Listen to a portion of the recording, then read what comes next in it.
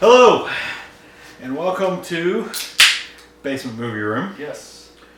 We are back with another review, and this time it is Silent Running, which I didn't put the DVD case here. I'm sorry about that, but I bought the Arrow video release of Silent Running. Sight unseen. I'm feeling it wasn't as good a decision as I'd hoped it'd be. John Candy was good. John Candy. Silent Running stars Silent Running. Bruce Dern. And basically just Bruce Dern. It also has Ron Rifkin in it, if you recognize Ron Rifkin. He's in LA Confidential and some other, he's a character actor. And it's directed by Douglas Trumbull, who's a famous special effects artist. Did 2001 and Blade Runner, a number of other things. Close Encounters. Yeah. So, fantastic special effects artist, but... It showed. It did. The effects are great. Mm-hmm. Yeah, this movie has some terrific effects. And if you can't tell, maybe nothing else. Yeah. It's an extremely slow movie. So the basic story is that there's these massive, like, freighters in space that are carrying a lot of cargo and are American Airlines. Yeah. Funny enough, and a lot of other, like, Dow Chemical and things like that.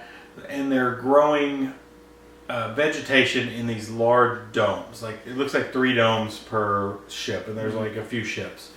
Bruce Dern is the keeper of one of these ships that keeps the domes, and the orders come across that the domes are going to be destroyed and the ships are going to return to Earth, where there's no vegetation anymore, apparently.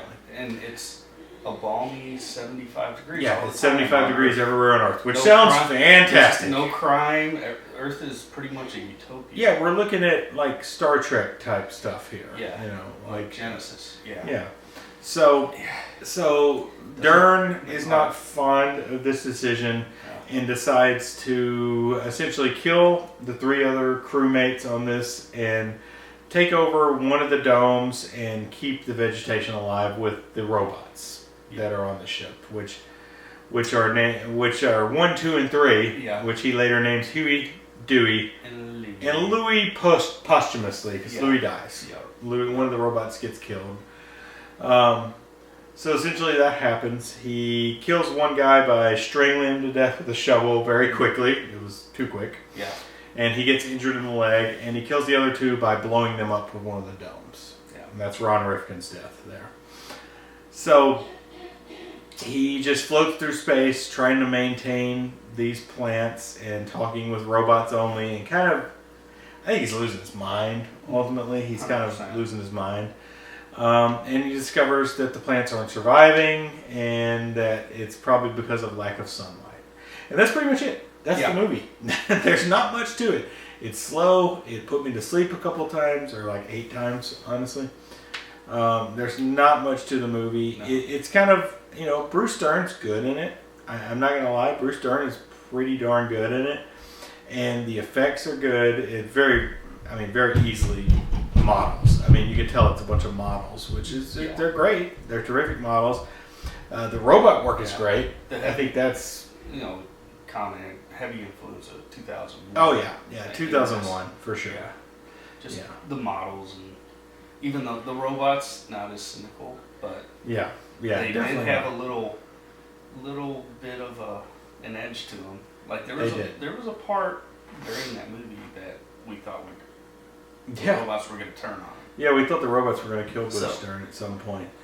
But yeah, the robots are pretty impressive. The movements of them are so fluid and good. I thought there was people in them, but it just wasn't possible. Can't tell if they were if it was puppeteers, or if there were people inside, or if they were real, you know, robotics.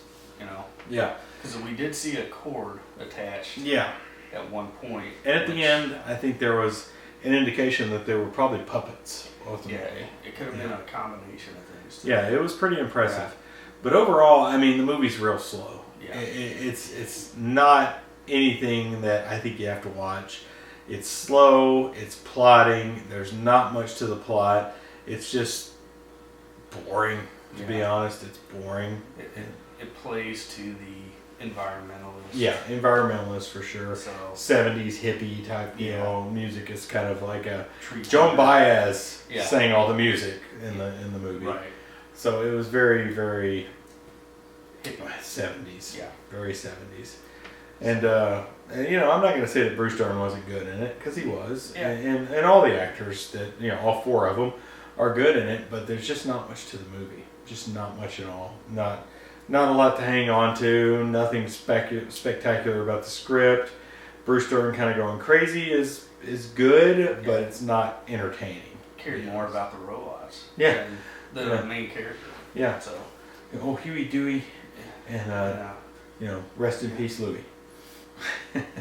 And there's also these cool go-karts in the movie. Those are pretty cool. Awesome. I want to ride those. Yeah, those are pretty neat. So, yeah. Right. I mean, I don't really have much else to say about this movie. There's not much to it. There's not much to say. I mean, we can go to rating at this point. Boring. It's the music is 70s-ish, and that's about it. Yeah. Yeah. I mean, it's Bruce Dern's Castaway. Yeah. Yeah. Except Castaway is a better movie than that's much more entertaining. Yeah. Yeah. So, all right. Well, I mean, we can go to rating. I'm giving it a solid 2 on the 5-star scale. Yeah, I was at a 1.5. Yeah. It's not good. He was trying to keep me awake through it, to be honest, because I work today and there's drinky drinks. Yeah. So I was kind of dozing off during it, but. Yeah, 2, I give it that for the special effects, basically. That's it. And Bruce Dern's performance, but nothing else is that great in it.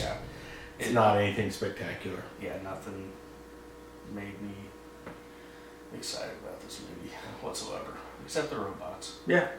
Which, I mean, they were okay. Yeah, so, the robots were good. Other than that, you can skip it. Yeah, just skip it. You can skip it, yeah. All right, so that's Silent Running. We will see you next time on Basement Movie Room. Cheers.